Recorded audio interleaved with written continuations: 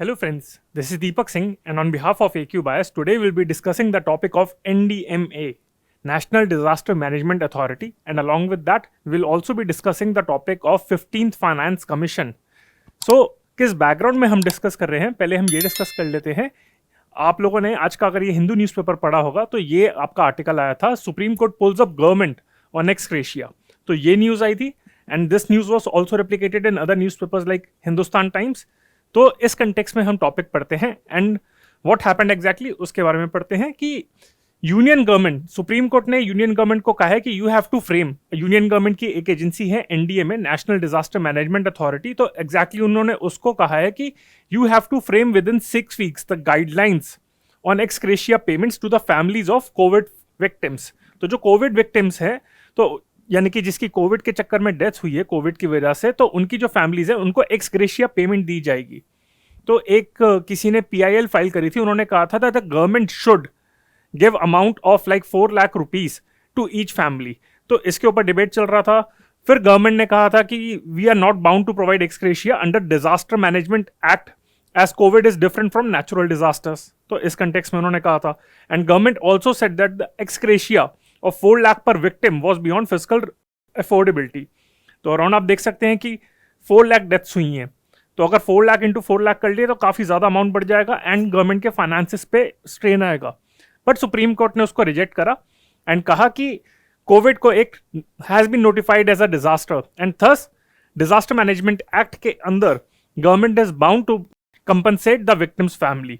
And साथ में ये भी कहा है कि गवर्नमेंट मतलब कितना अमाउंट देगी एग्जैक्टली, ये तो नहीं कहा कि 4 लाख अमाउंट ही देना पड़ेगा, but exactly what will be the amount that will be decided according to the finance commission, 15th finance commission, जो उसके रिकमेंडेशन है तो उसको देखते हुए एंड अदर पैरामीटर्स, तो उसको देखते हुए अमाउंट, फाइनल अमाउंट डिसाइड आपका करा जाएगा।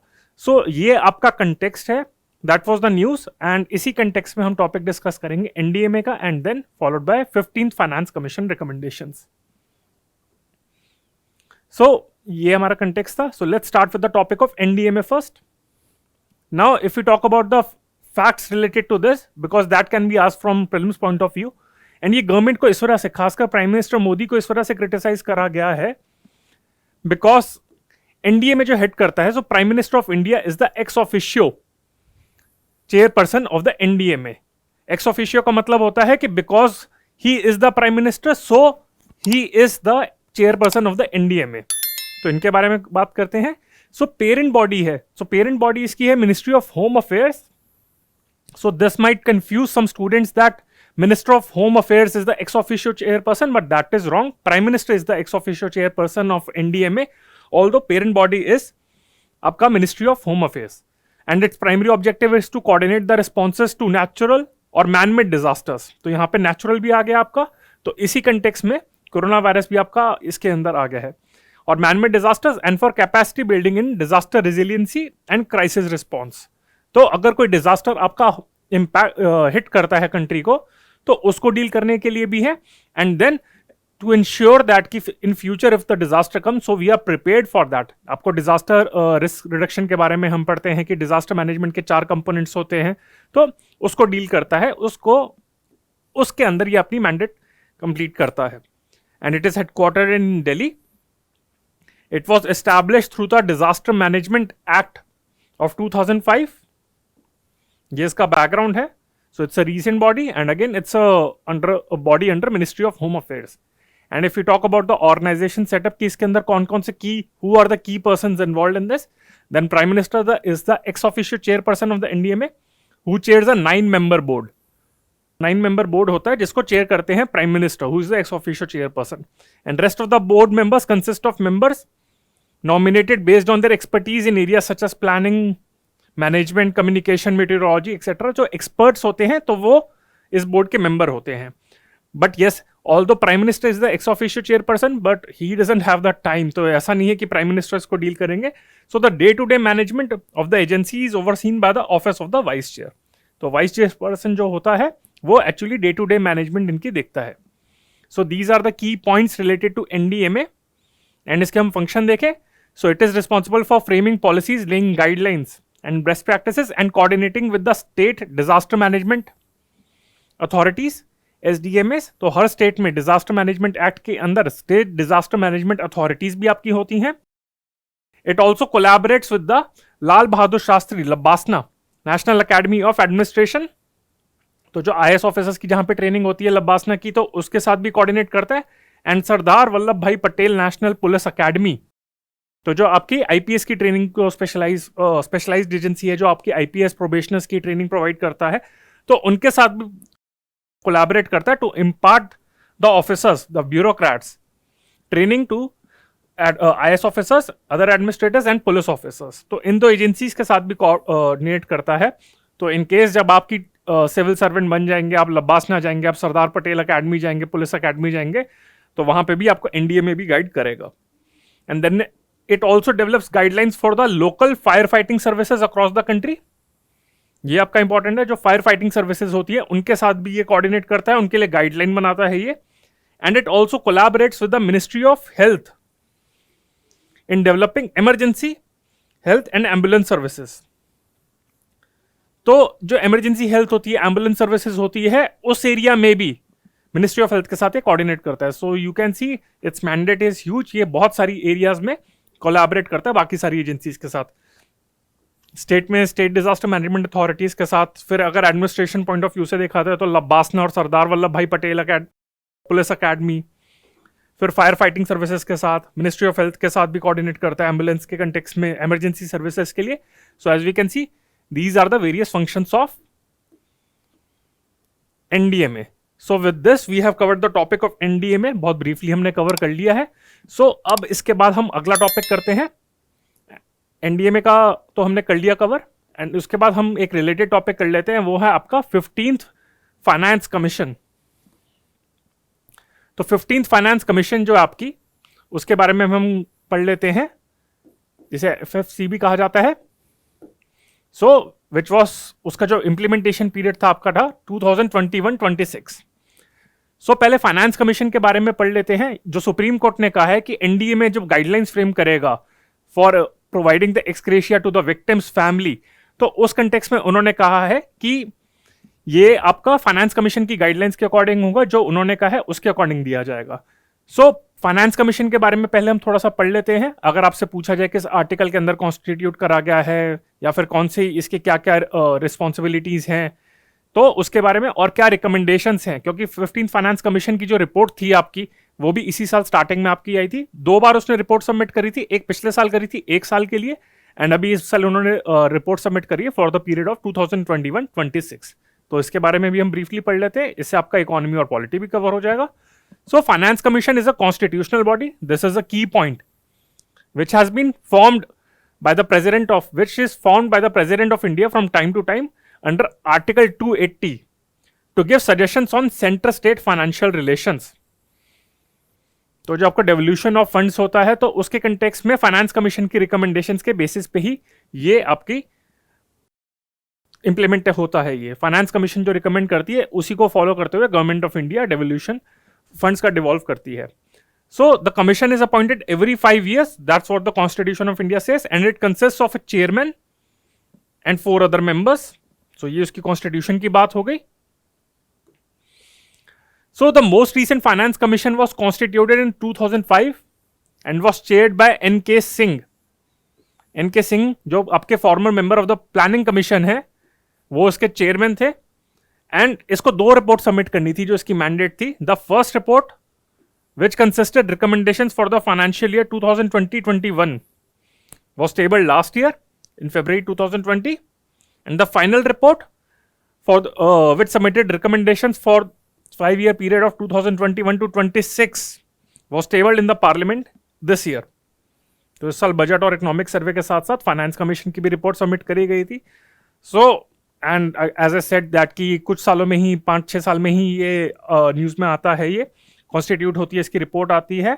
तो इस चक्कर में इस साल ये काफ़ी इंपॉर्टेंट है, इस साल के लिए और नेक्स्ट ईयर के लिए भी ये बहुत इंपॉर्टेंट है. क्योंकि मैंने आपको बताया था कि करंट अफेयर्स जो होते हैं वो अराउंड 1.5 ईयर्स के कवर करे जाते हैं फॉर प्रीलिम्स. तो इस साल का जो प्रीलिम्स है, तो अगर if you are appearing for this year prelims, तो आपको पिछले साल के जनवरी से आई वुड रिकमेंड कि आपको करंट अफेयर्स तब से फॉलो करना है. And if you are appearing next year, then you should be updated like with the current affairs since January 2021.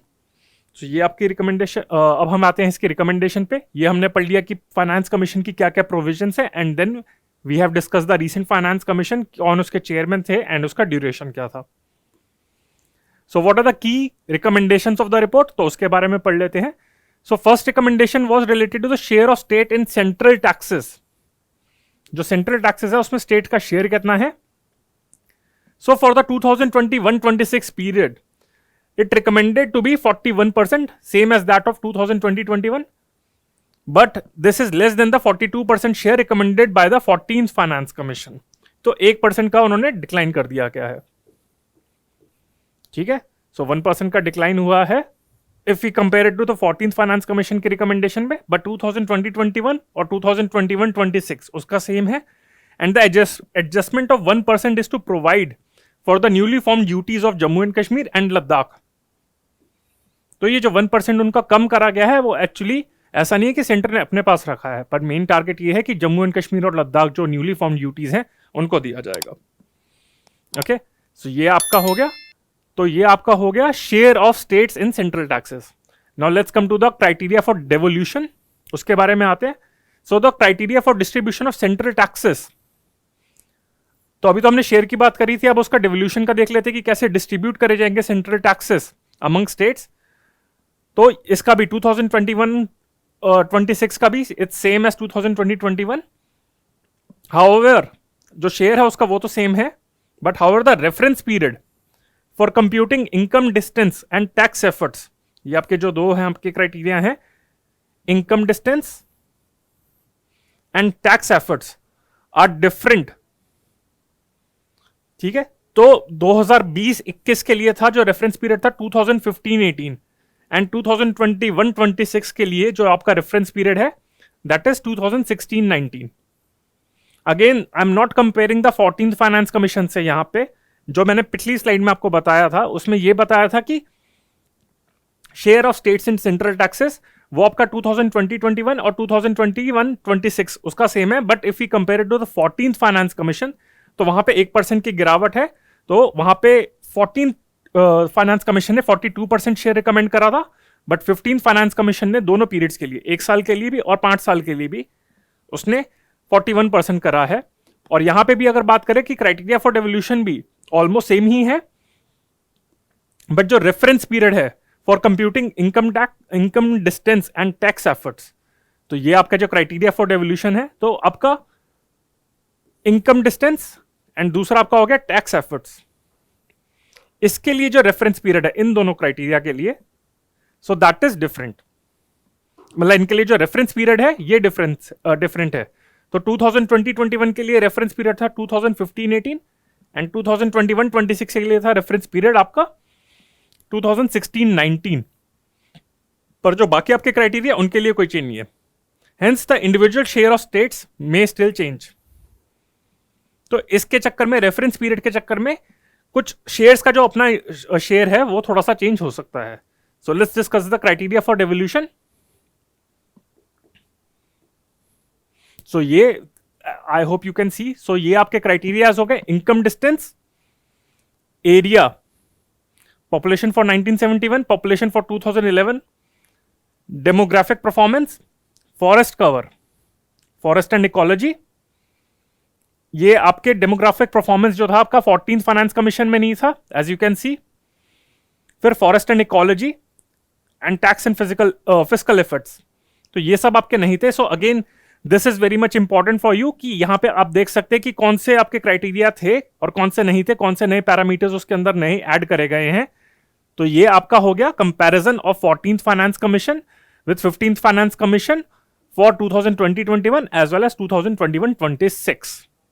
So as I mentioned कि income distance and tax efforts के लिए reference period was different for 2020-21 and 2021-26. So as you can see, the criteria are like the उसकी जो weighted percentage है वो 45 है, 15 for area, 45 for income distance. Population जो 1971 का reference था, it is no longer there in 15th Finance Commission. Population for 2011 that has been changed from 10 to 15.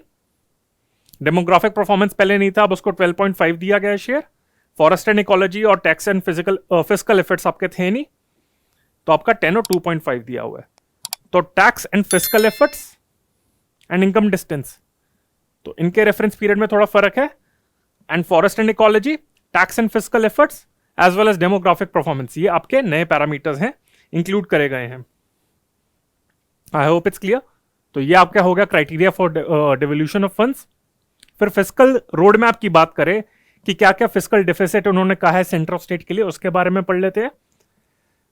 So finance commission suggested that the centre should bring down fiscal deficit to 4% of GDP by 2025-26। एक तो ये है, and for state it recommended the fiscal deficit limit as percentage of GSDP, gross state domestic product, by 4% in 2021-22, 3.5% in 2022-23 and 3% during 2023-26। तो ये states के लिए recommend करा है उन्होंने। सेंटर के लिए रिकमेंड करा है टू 4% ऑफ जीडीपी बाय 2025-26। सो ये रिकमेंड करा है, एंड स्टेट्स के लिए आपका अलग है। तो ये आपका फिस्कल रोड मैप हो गया। पहले मैंने आपको बताया था share of states in central taxes, फिर डिवोल्यूशन का जो प्रोसीजर बताया था, and then fiscal road map. Health के बारे में भी इसने कुछ रिकमेंडेशन दिए, तो ये इसकी मैंडेट में नहीं था, पर फाइनेंस कमीशन को कहा जाता है कि it can recommend on other topics also. तो हेल्थ के कंटेक्स में in the background of corona virus इसने रिकमेंड करा है that states should increase spending on health to more than 8% of their budget by 2022, keeping in mind corona virus. So this is very much important. और इतना वैसे तो I think 2-3% या 3-4% ही होता है, पर 8% तक उनको अपना बजट है स्पेंड करना है हेल्थ के ऊपर by 2022। Primary health care expenditure should be 2/3 of the total expenditure, यानी कि 66% आपका जो टोटल हेल्थ एक्सपेंडिचर होगा स्टेट्स का, सो वो आपका प्राइमरी हेल्थ केयर पे होना चाहिए। आपके होता है प्राइमरी, सेकेंडरी एंड टर्शियरी आपका होता है हेल्थ केयर, तो प्राइमरी पे सबसे ज्यादा होना चाहिए। And centrally sponsored scheme in health should be flexible enough to allow states to adopt and innovate, and focus should be shifted from inputs to outcome. तो जैसे आपका outcome budgeting होती है उसके context में क्या है। And another recommendation is that all India medical and health service should be established. तो जैसे आपके सिविल सर्विसेज काफी टाइप की होती हैं, तो उसमें उन्होंने रिकमेंड करा है that all India medical and health service should be established. Then funding of defense and internal security, a dedicated non-lapsable, यानी कि ये आपका जो फंड है called the modernization fund for defense and internal security। Non lapsable का मतलब यही होता है कि अगर उसका इंप्लीमेंटेशन पीरियड यानी कि 1-2 साल हो गए, तो ऐसा नहीं है कि उसके फंड्स लैप्स हो जाएंगे, वो फंड्स बाद में भी रेलेवेंट रहेंगे, उसको यूज करा जा सकता है। So dedicated non lapsable fund called the modernisation fund for defence and internal security, MFDIS, should be constituted to bridge the gap between budgetary requirements and allocation of capital outlay। तो अपने budget के defence budget में भी हम देखते हैं कि normally जो आपका बजट एलोकेट करा जाता है वो आपके रनिंग रेवेन्यू एक्सपेंडिचर पे, मतलब आपके सैलरीज वगैरह पे चले जाता है। कैपिटल एक्विजिशन यानी कि कैपिटल जो आपकी होती है, इक्विपमेंट्स होती हैं, आपके जो आर्म्स एंड इक्विपमेंट्स होते हैं, उस पे स्पेंड करना चाहिए। And the fund will have an estimated corpus of ₹2.4 lakh crore over the 5 years। तो जो फाइनेंस कमीशन की ड्यूरेशन है उसके लिए 2.4 लाख करोड़ होना चाहिए। And it also said about centrally sponsored schemes, a threshold should be fixed for annual allocation to CSS, below which the funding for a CSS should be stopped so as to phase out CSS which outlives its utility or it has insignificant outlay।